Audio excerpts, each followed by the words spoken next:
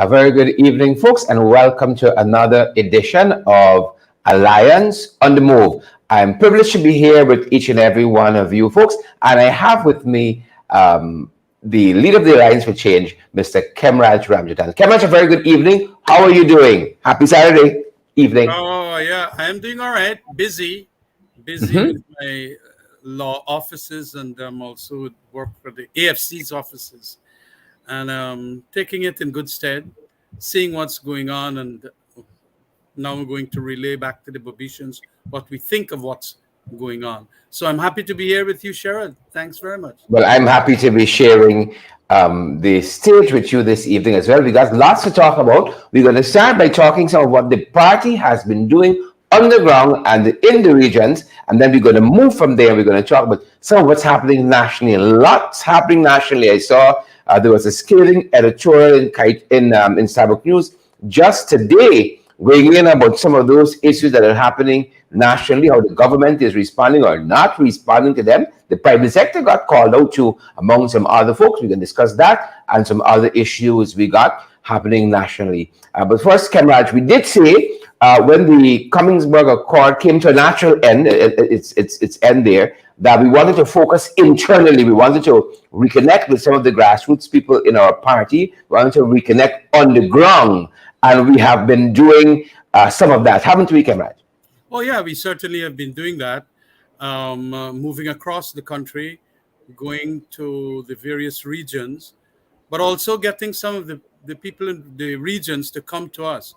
And last Saturday, as you know, we had our National Executive Committee meeting. Correct. Yeah. That was a very, very important meeting. And what was especially important about it was the reports coming in from the various regions, Correct. what's transpiring there, and the kind of a governance in those regions of the PPP command, which is telling us quite a bit as to what happens at these regional democratic council meetings and so on. And the domination, complete domination by the PPP within these regions, but also sentiments as to what the people are thinking on the ground, especially with these hard times of inflation, high cost of living, and the fact that unemployment is so high, and those social impacts that go with them. Because we also got reports of suicides, we got reports of drunkenness, domestic violence, Yeah. and Yeah. it is not a nice scene out there. And Yeah. I would have expected better, because of the fact that we said, we got so much a revenue stream and oil monies and all of that. But even within these outlying regions, medicines at the regional hospitals, not there. There's your concern. Oh, yes, and even basic items. I was, totally, completely baffled at that, because that's not what we're getting from the ministers that are involved in these sectors. And of course, the corruption that is happening in relation to the construction of roads and bridges and other infrastructural work. Substandard. And we're gonna get a chance to talk about some of that in the program too. Infrastructure work. Yeah. So it is quite a mouthful that we got from our regional reps. And I'm so glad that those who could not have made it to our party headquarters in Railway Line, we managed to get on Zoom. Yeah. It was Virtually. Yeah. Excellent. So those are the items we would probably talk about, and lots more. And I'm glad that I'll be sharing those with the Barbicians here tonight. Excellent. So you've hit the nail on the head. And as Kemraj said, as a national party, we have representatives in every region who represent the party. Those leaders came together quite recently, some physically, some virtually. We're getting back into the habit of meeting in person now that we're putting COVID behind us. And so we met nationally last week. And one of the issues, as Kemraj said, it came up there, the cost of living came up. And I remember, Kemraj, one of the places we visited quite recently was Vreeden Hope. Interestingly, some of the folks we met there at Vreeden Hope, especially by the market, Kemraj, they had a little refrain. A lot of them said, I don't mean to be racial. That's how they started. But since this government come in, we find things hard. And we found that our representatives from the various regions raise the issue of the cost of living. Oh yeah, that was very prominent. And you have a clip of it there, or you want me to Uh, speak? you go right ahead, and we're going to have a clip on some other issues. You go right ahead. Yeah, and it is quite true because I made it my duty literally to talk with a lot of the East Indian vendors, people who I know happen to have been supporters of the PPP, and I spoke to them.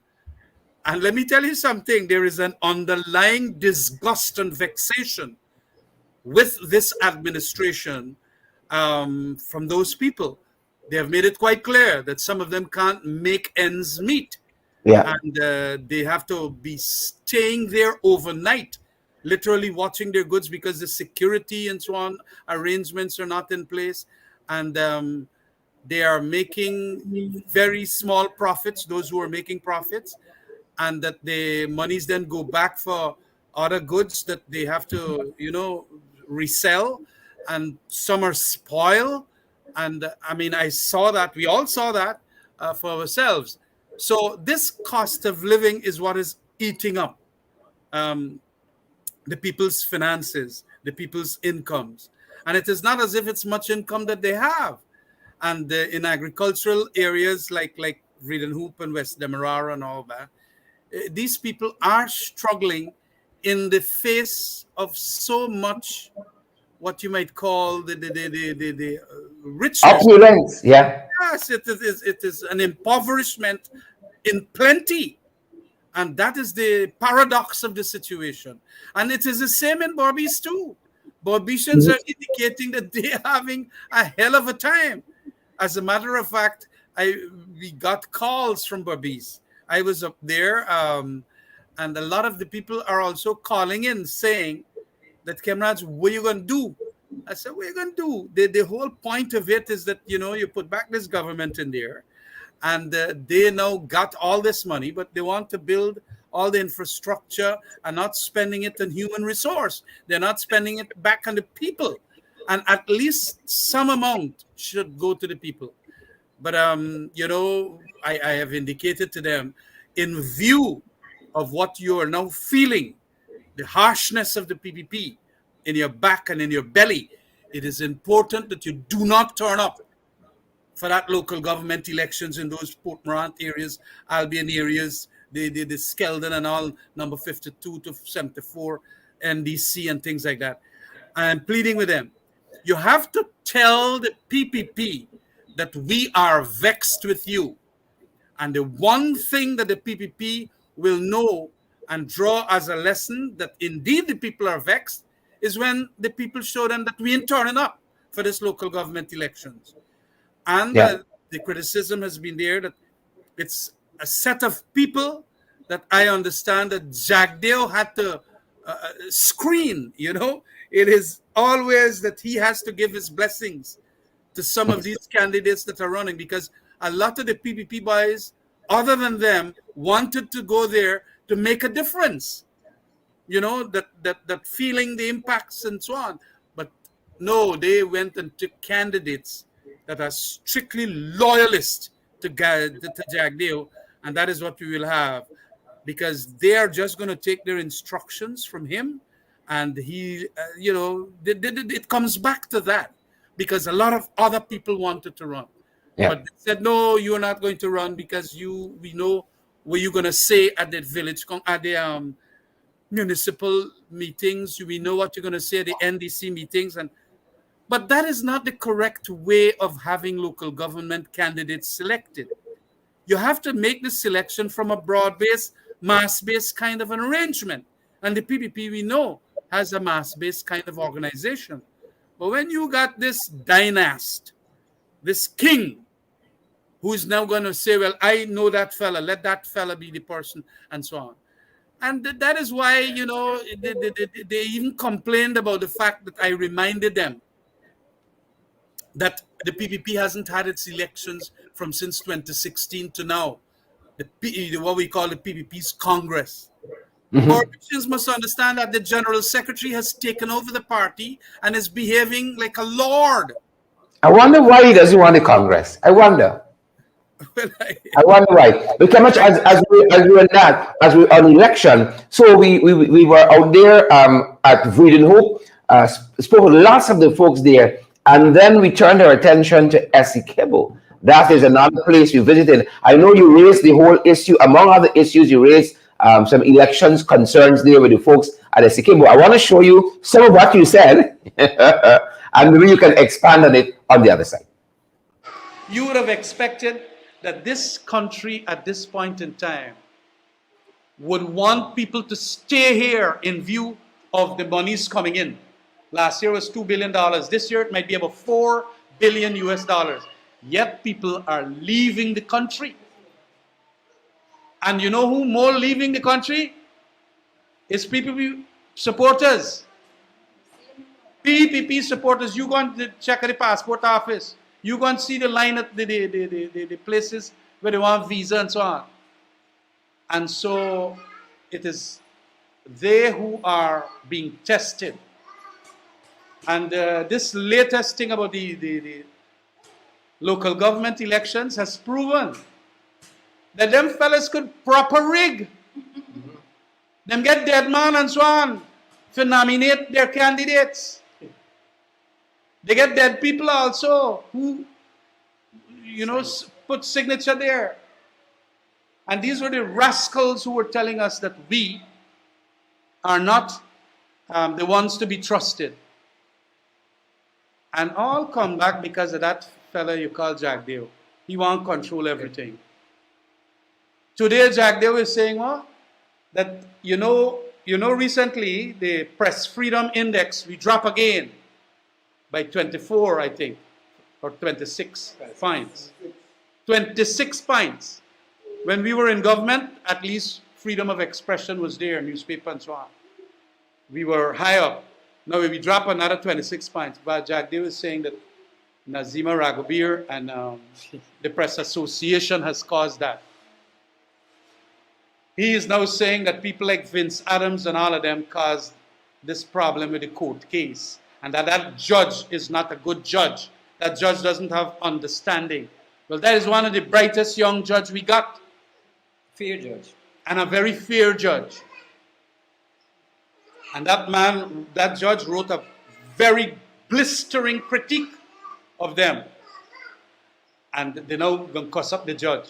But Barrett was always like that. When he didn't get a judgment, he cuss it up and so on. So a lot of things are going wrong. And the American ambassador, the ambassador for Britain, the ambassador for Canada, the European Union, all of them are seeing them for what they're worth now, the PPP. So that is us meeting with just an ensemble of the AFC leadership. It wasn't a public meeting, as it were, so we couldn't let you all know, those of you who tuned in, too much of business, the internals. So that's just part of what Kemach was saying to a handful of our leadership in Essequibo. Kemach. No, well, this has to be done, A number of our people across the country sometimes are not tuned in to the national issues that we have at hand at Parliament and so many other places. So we had to go there and do that kind of legwork and outreach, and also to explain, because the PPP has its own people up there who are fooling and talking all the propaganda that Barrett has put into their head. So it is necessary in this democracy that you at least be there to tell them about it, and they are understanding it. And I'm glad that you showed it again, because I didn't realize that I was so passionate about making those points to the people. You just reminded me that we had quite a lot to say. And it is very, very important that we carry that line to the outreach in outreaches all across the country. We were supposed to make some arrangements to be in where was it tomorrow? Madia, we're supposed to be in Madia tomorrow, but we are going to be in Madia next weekend. Next weekend, because we're not getting the plane flights in.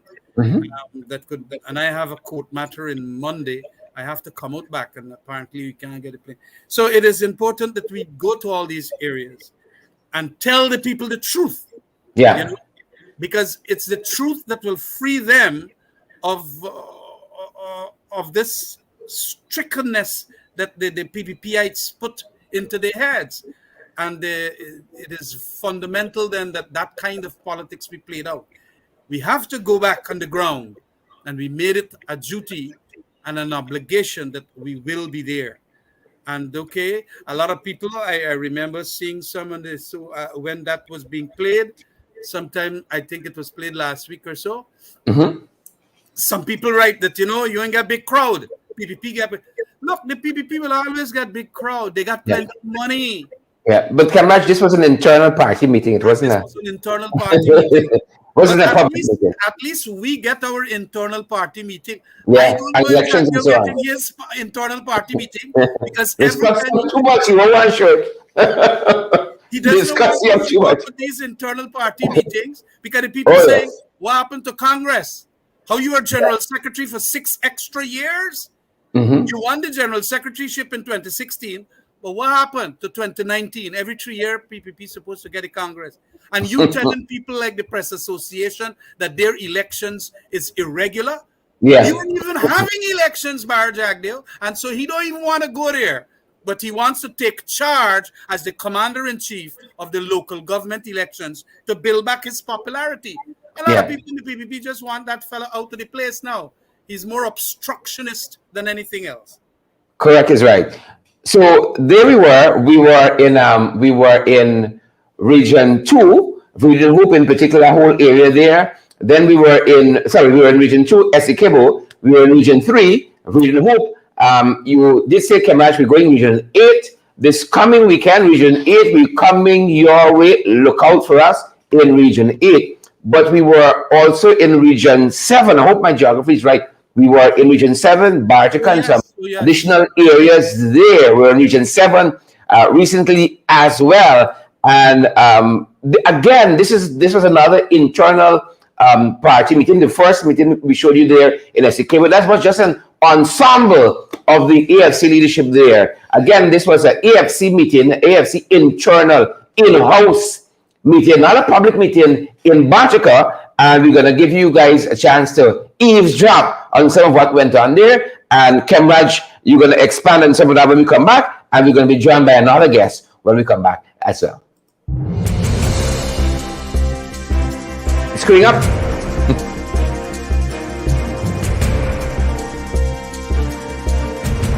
It's going to take a second.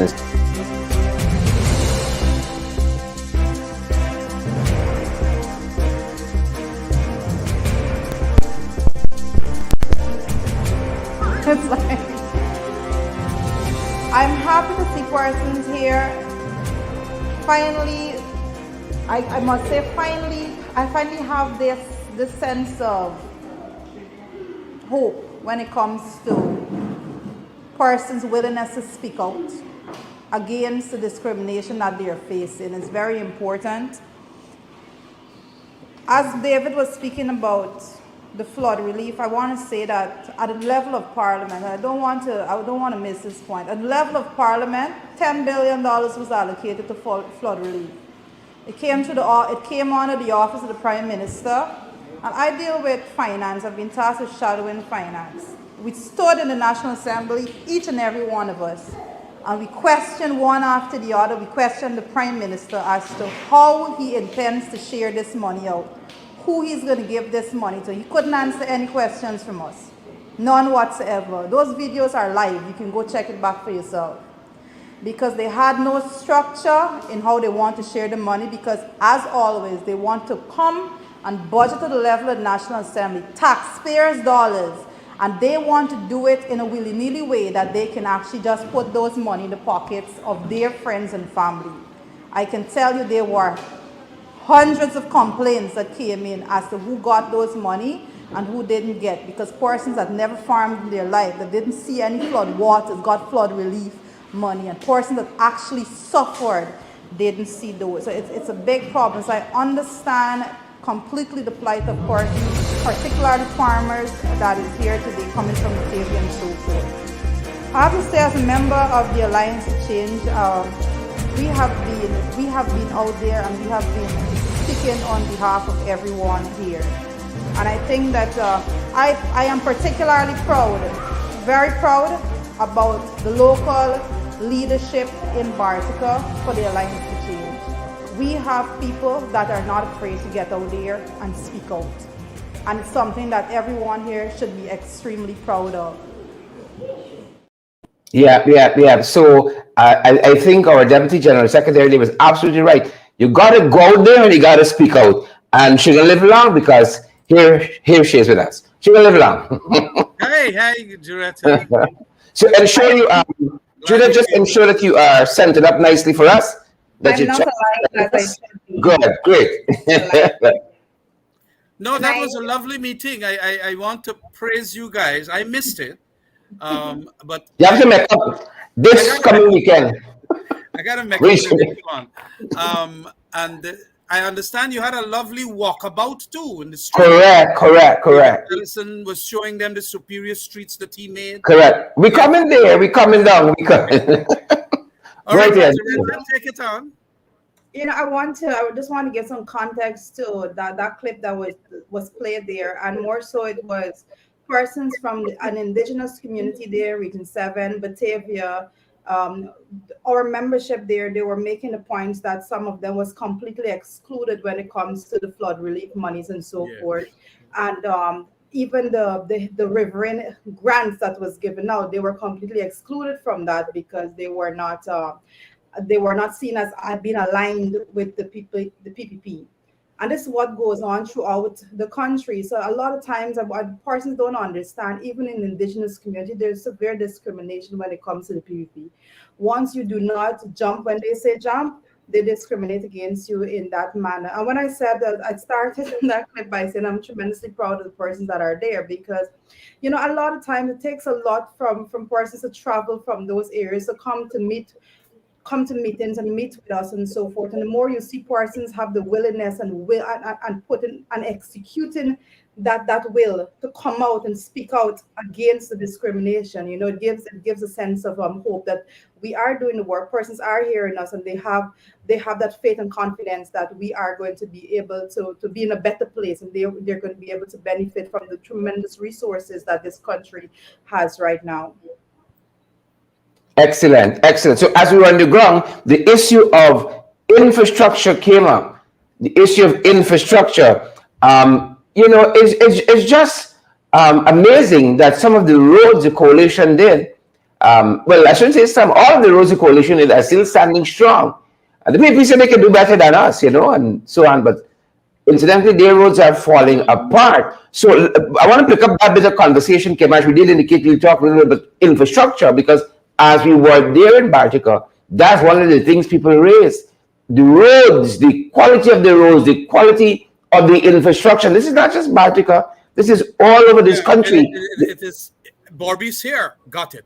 I mean, the tremendously substandard work and more expensive, you know, and lots of these contracts are supposed to be for high-end roads. But you know what we have realized? That some of these contractors got to cut a piece of that to pay for the politicians in the PPP. No. They've been telling you that. They say, you telling me, I got to live, buddy. I got to live. But the people want a war chest for the 2025 elections. Yeah. Sure that we fill the war chest. And so they will dole out the money. A portion then goes back for them. And these people do not have any qualification to be contractors. Correct. Contractors. Correct. You know, they got a medical doctor in Bartica building roads. You know, he might be good in medicine, but you know, he's trying to look after these sick roads. So David and I, former Minister of Infrastructure, and I pick up on this conversation of the infrastructure on roads in Bartica. When we come back on the other side, you guys can weigh in. We are here in Bartica, folks. We're on the ground in Bartica. And we're just making a couple stops, checking out to see how things are going. I'm privileged to be with David Patterson, former Minister of Infrastructure. Now, David, one of the things you've been saying is that you haven't noticed much change here than the way we left it. We are standing on a road that was done by the coalition. It is still standing very strong. Talk to us about some of your observations thus far. Good night, folks. But Shard, I haven't been up here for a while. I mean, about 2 years, since post-COVID. And with Hold all on a little closer first so we with, get good with, audio. with all the money that is being splashed around, 3 times biggest budgets and so forth, you know what I mean? I expected to come to see a tongue and a Bartica and an area awash with new development. The most modern development is what what we left here, the coalition left here in 2020. I mean, this road that you see here, that's the entire thing, brainchild of us. I mean, because we moved away from doing this asphaltic road and we did concrete road. I mean, I did it really well. It's standing. But I'm just surprised that, I mean, I don't know, like this is almost like if Region 7 stood still and they had so much money. And I don't know, you know, I mean, you hear Edgel and them talking about all this transformational development. Nothing has transformed. I mean, this is almost like Back to the Future at the moment.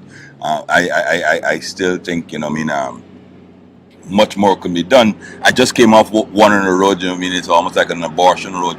Yeah. The road at the line there. You know, what I mean, they haven't done anything like that. Is that the Patara Road? I might know my thing is right. Yes, right. The Tower Road. And then, in addition to that, they're telling us that some of the roads here is being done by some doctor. But the point people want to make is that the roads are falling apart very, very quickly. Again, we're standing up on a road that was done 3-4 years ago that's still standing very strong. Well, the hallmark of the PPP always is cheap, done, nasty, and quick.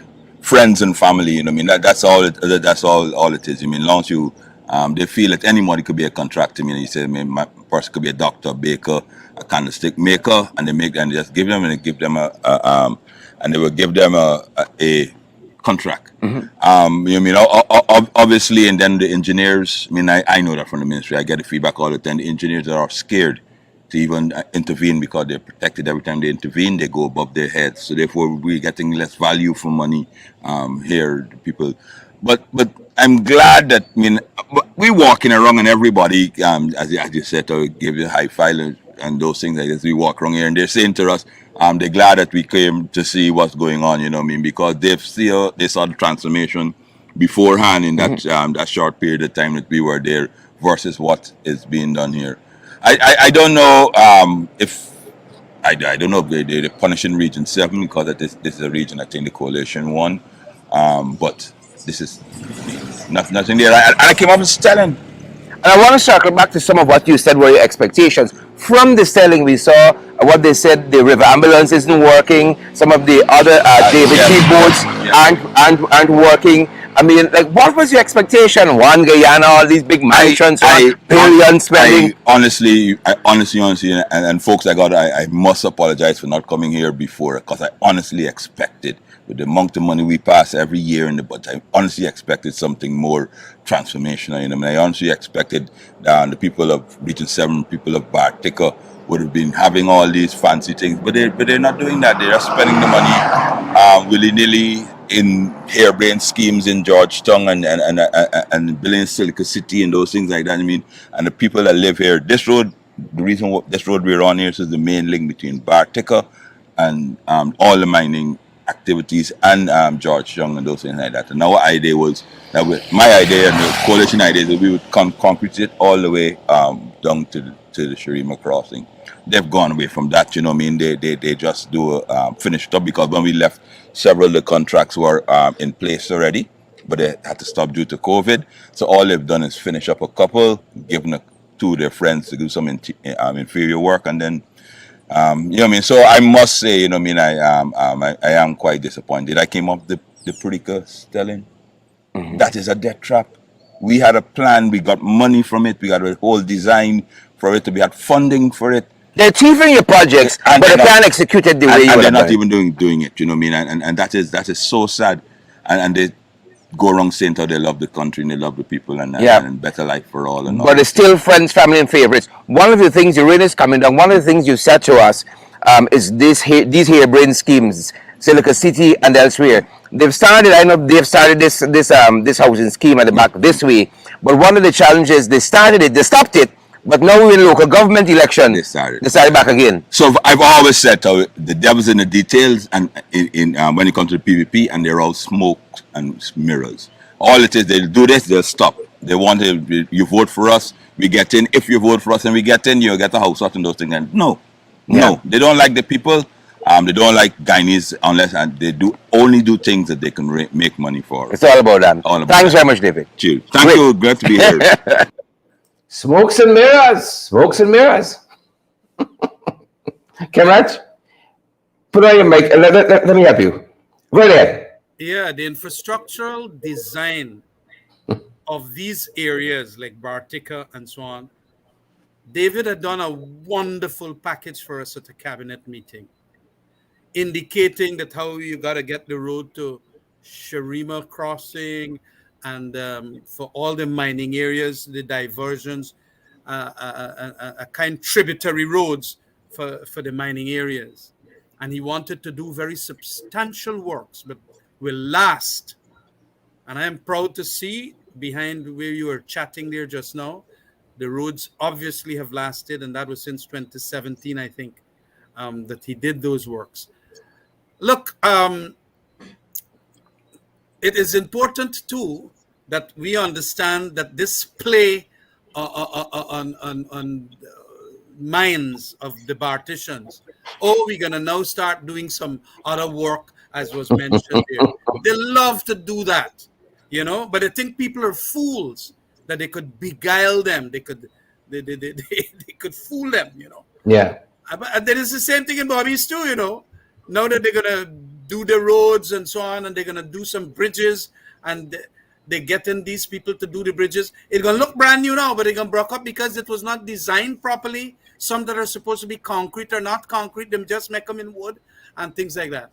So it is all part of a pattern of just wanting to win the votes, but not to win substantial infrastructure that can sustain, itself for several years or decades, so that the country will be the winner ultimately. I'm happy Kemraj made that point of infrastructure that stands the test of time and is value for dollar. Because before Richard jumps in there, I want to show us the roads of the PPP bill less than a year ago. Less than a year ago. And I know the PPP folks who are joining our program, you haven't got vexed now. You haven't got vexed. And then at the other side, we're going to be joined by another guest on our program. But take a look at some of the roads, the PPP bill. Just the other day. Oh, yes.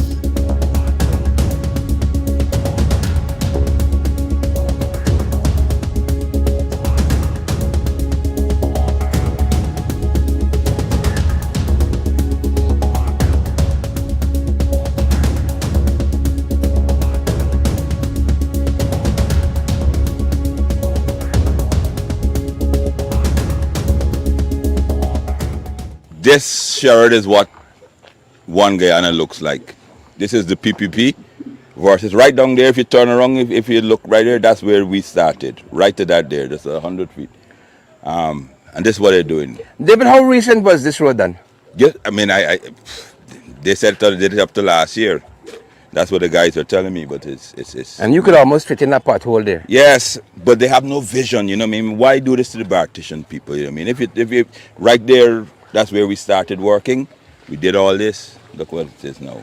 Let's take a short walk up, David, and get a sense of some and of you get a perspective, you know what I mean, of what's going on here. How are you, brother? Morning. Morning, yes. Yeah, so you mean, Sheridan, and this is what they tell the people. They tell the people that they care for them. They tell people they're spending many billions of budget. Ejil, Indar, and all of them got up and say transformation.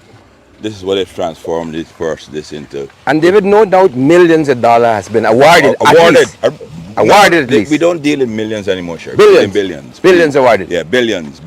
You know, I mean, it's nothing millions anymore. Millions were under coalition. I told, and I got up and I told it, and Ejil has never refuted it. We used to build a brand new road for just about $49 million a kilometer.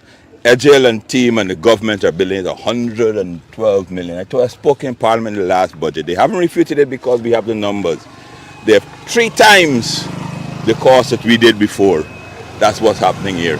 And of course, was really, yes, and the cost of it, the actual cost hasn't gone, probably only gone over like 10%.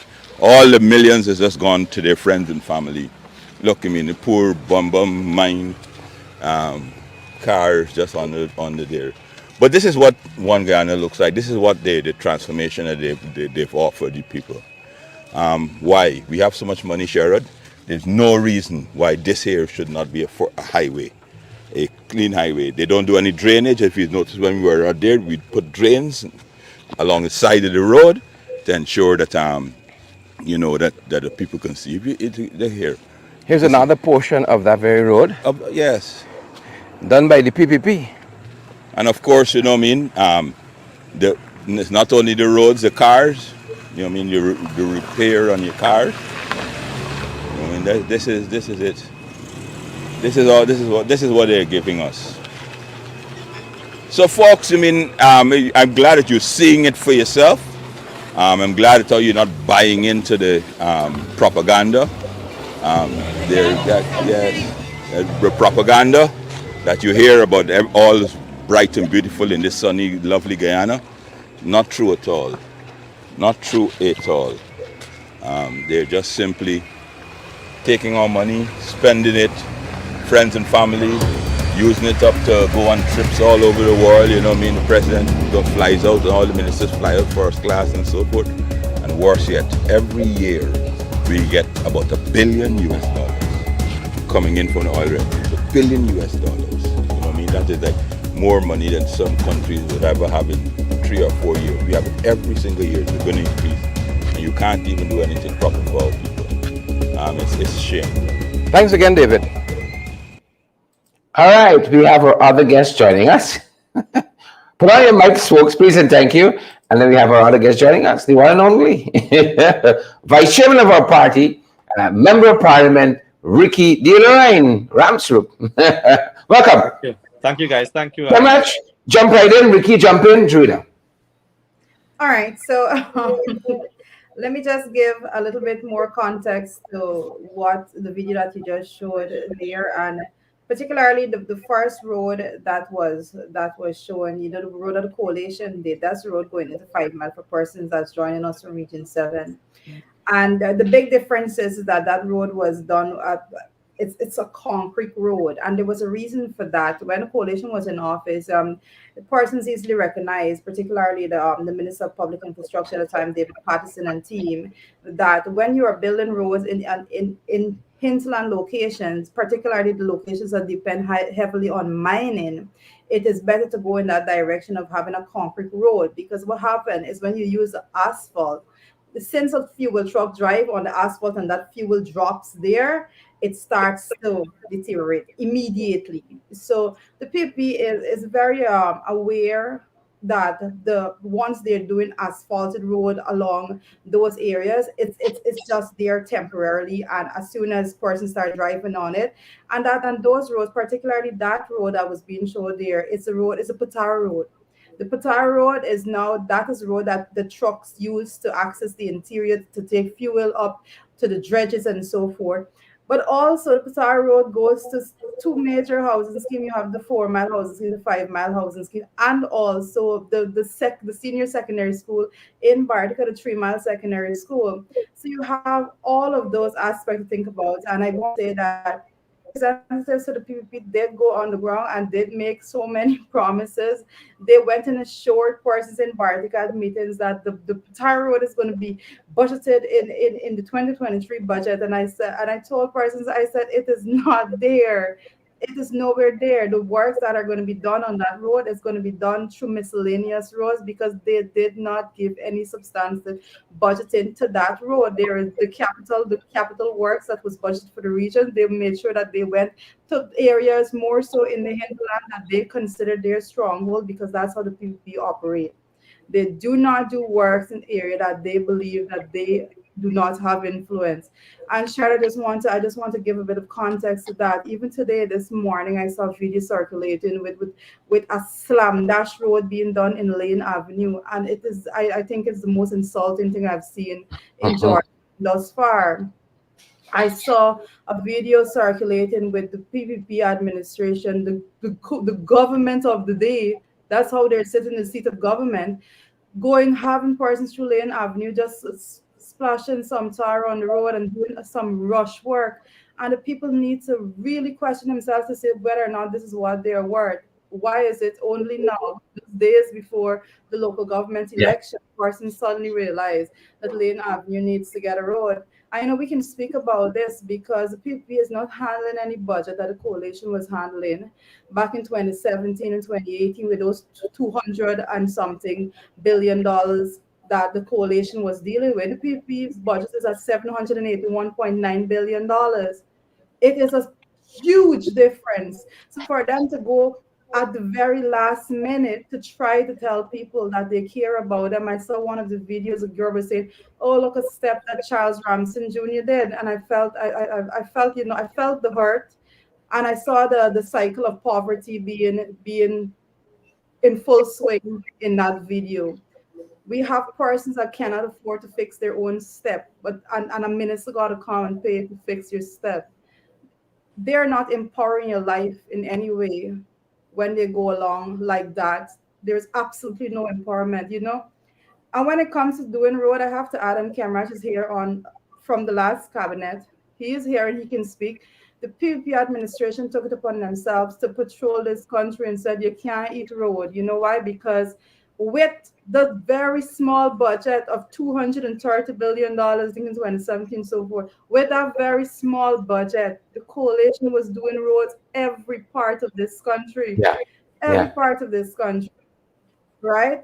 And equal to that, the coalition was doing everything in its power. Cost of living was way more affordable to persons than it is now, because when it comes to the inflation rate was practically non-existent. So you were able to lift your standard of living as an individual, as a family, as compared to now. And these are the things that we really need to look at. Those persons living there in Lane Avenue.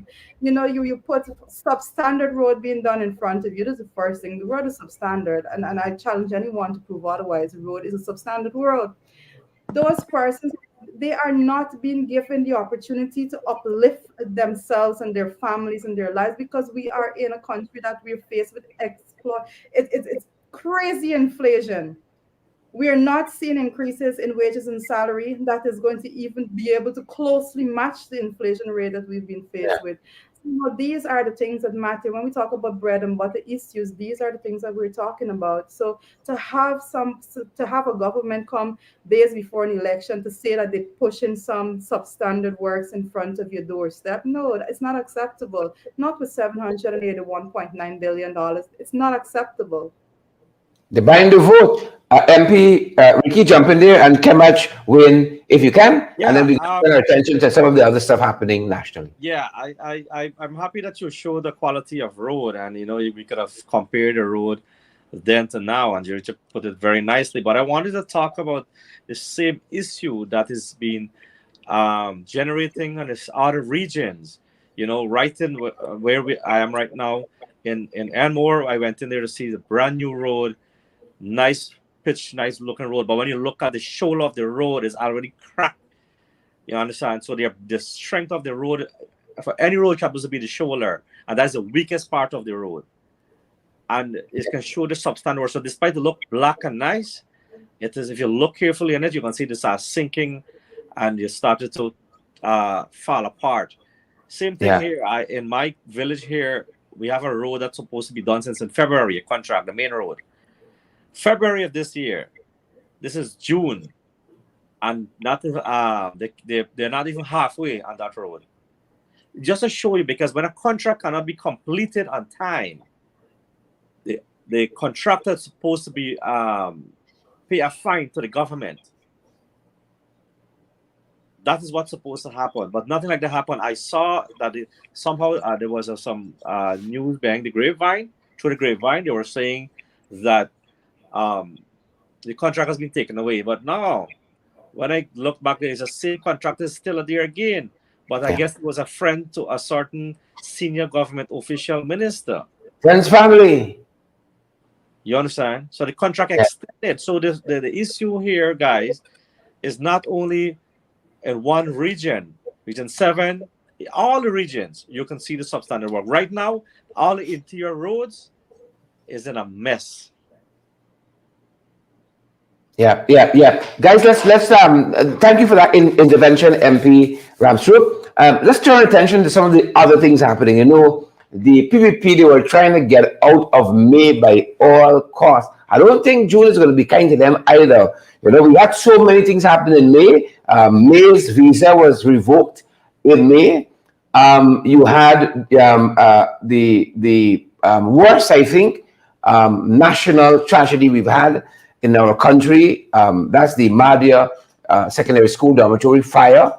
The week after that, we got the Karasabai girls dormitory as well. And then we got what's happening there, that human tragedy that's happening on the Linden Sioux Dyke Highway at Hillfoot.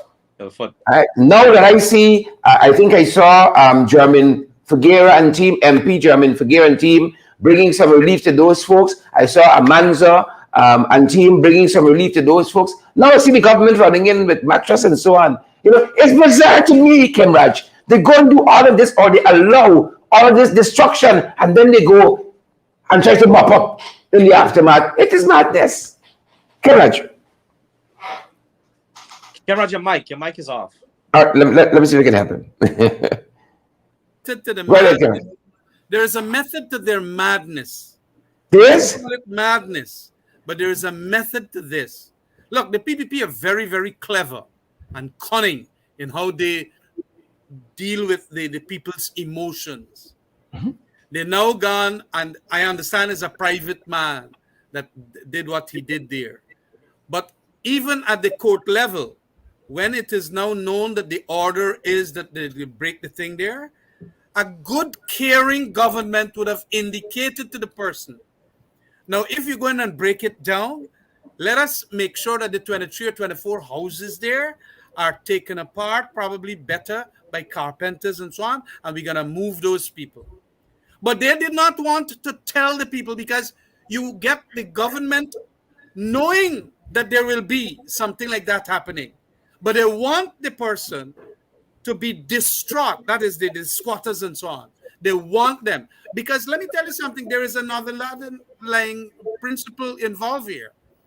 The man that was given the lease to that place, who has now gotten the court order and all of that, I wanted to know how long he got that lease and what he was doing to the land that caused so many squatters to go on it.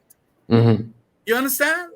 And so, in a sense, the people had like a legitimate expectation, because they gone and squat there for years, I understand. Some of these houses are big houses, and it would appear that they were there for a long time. Now, that don't mean that you can go on private people land like that. But this is lease land. This is not the man's private land or whatever. I understand that it was leased. So at least the government could have forewarned its citizen that, look, this thing is going to go. But they want it that way, so that they are now going to be like Big Brother. Oh, we're going to give you mattresses. We're going to give you a house lot. We're going to... You didn't give the people the house lot from the very inception. Yeah. You know?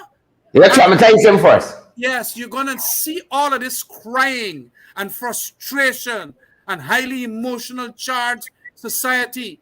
And then you got to bring police on the road, and the people can't put fire on the road.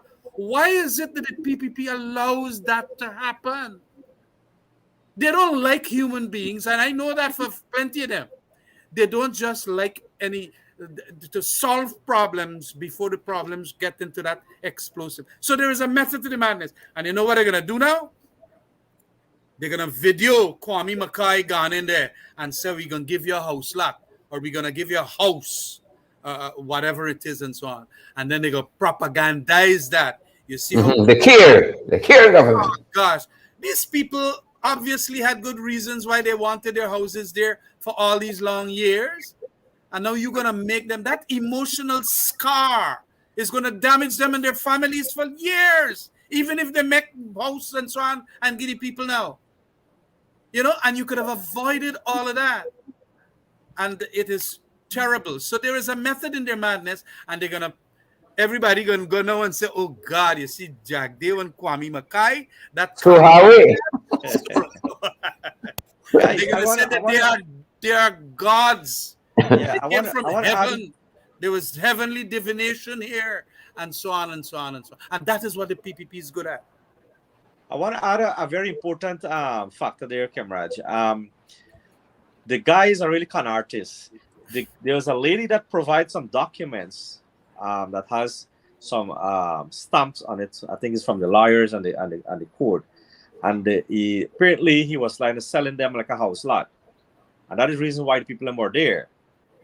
And the lady was saying in the video, if you look at Travis Chase, you will see, she was saying that he's supposed to turn up on the day of court, and he never did. Because the lady showed in the video all the documentation legally that he had, that apparently he was collecting money for a sizes of a piece of the land. But because all of that should now go into be questioned. Yes. Right. Because if he was trying to sell the state land, that he's obviously gotten it for some purpose. Whenever you get state land, you generally would have to have a purpose. Whether it's agriculture purpose, if it's mining, forestry, whatever, you get state land. What was it supposed to be done that he couldn't have done? And I understand it's a big portion. Boss, I have to get down to the bottom of it myself to find out really what happened here. But the trouble is, the government could have done a lot of things better and faster. And it's the same thing with the Madhya fire. The fire service, I spoke to some of the fire senior officers, and they're telling me that they told them that this thing is wrong.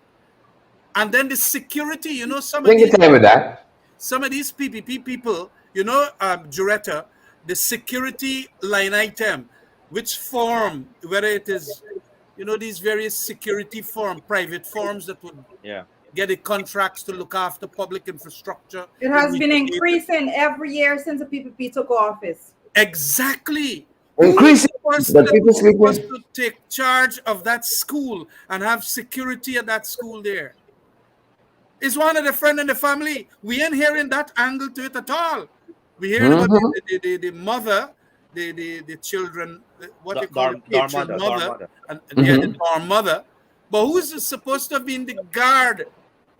Was it one of the friend and family security firm? Yeah. Paying them hundreds of millions of dollars to look after all these infrastructure, the dorms, the school, the boys' school, and all of that. And we are not hearing that. That is why we have made a demand that you got to get a complete But Kamrad, guys, Jurita and Ricky, Starbuck News today, they're buying the story. Starbuck News, they're buying the story. Jurita, allow it to win. Let me call what Starbuck News said, and you can react to that or expand on it. Right? Charging the minor, Starbuck News says. The charging of the minor for the deaths of our fellow students is troubling, as put forth by a letter signed by 58 citizens, many of whom are experts in issues to do with adolescent mental health and the plight of our indigenous people. Right? That's what Starbuck News said. Right? The girl is becoming the scapegoat. Starbuck News. Guys?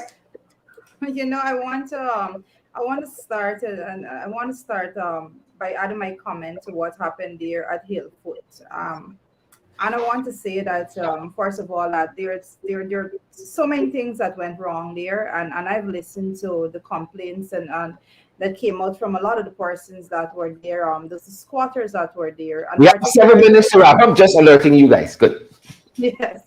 Particularly the fact that they were indicating, even when it comes to the court case, that they were given a link that was not accessible. It was a wrong link to the court and all of that. And when they did get the right link and all of that, they were told that the case had already been concluded. So there's a lot of things at play. There are a lot of things. But I want to say that at one point in time, we see, I think it's none other than the vice president of the PPP actually came forward and was saying that it was a private matter. It wasn't government related. So to see now the PPP ministers suddenly know that it is time for them to go in there, the one Kwame McCoy being present there is a whole lot. But let me tell you, there's no excuse for treating people in that manner. There is no excuse. There's no fixing for the manner in which those children were traumatized. There's nothing that can fix it. It's scarred. They're scarred for life. And that's the bottom line. And the government had the opportunity and they had the knowledge that persons were going there. The Guyana police force was utilized. They might have sent some of them too. And the manner in which it was done, live rounds fired behind persons, children People being screaming. beaten. You see this whole thing when we question things and you do look at all the persons that's missing in action, Vindia and all of them. You know, Vindia has been missing for every single last one every of single these thing. matters. Children that are being completely traumatized. We had the matter at Mocha and all that. Where is she? What is she doing? And she must not be excluded when persons are calling them out at any point in time. The same way we had the Madia tragedy there. And I do say, and I would join with everyone that says that the girl that they're looking to charge, she's been used as a scapegoat for this matter, and the endless person, a line of individuals that should be held accountable are not even being spoken of. We're not hearing anybody from the security forum being hauled before the court. We're not hearing anybody on the ground when it comes to the ministries responsible for making sure that those dorms are in order, being dragged before the court. We're not hearing resignations of any minister. We're not hearing anybody. But now you're going to take this girl and say, "Oh, you're going to put all on her." That is not the way in the But I was reading. With the current status quo, if ministers going to resign, the whole government, because so many things falling apart. I want to stick in smallly before we close the program and ask former National Security Minister to respond to that, because people don't believe in that story neither. Go ahead, Ricky. Ricky, you can finish that talking, Ricky. I was saying quickly that no, well, I had wanted to talk. Go ahead, Ricky. Go ahead. I was sorry. I wanted to talk to. I read two letters, one from Kite Shore, and I was reading the Sanders cameras that you shared, talking about the same matter, that you not see the heads rolling. You understand me? Because that is the modus operandi of the PPP. No matter what they do, Sherrod, the permanent secretary is still in her job. Yeah, close ranks to protect your own government. The minister of local government is still in his job. He's not. There's no comments from him. There's no action taken against him. The fire. Home Affairs Minister saying that his job is funny. Yeah, Home Affairs Minister, he's still in his job. With all these things that's happening, there's a family protection. This is the cabal, we call them. They're in protection. Nobody is unanswerable. These guys are on untouchables. They're untouchables. You understand me? And and you know, people are still running by them. Vote PPPC. I don't understand.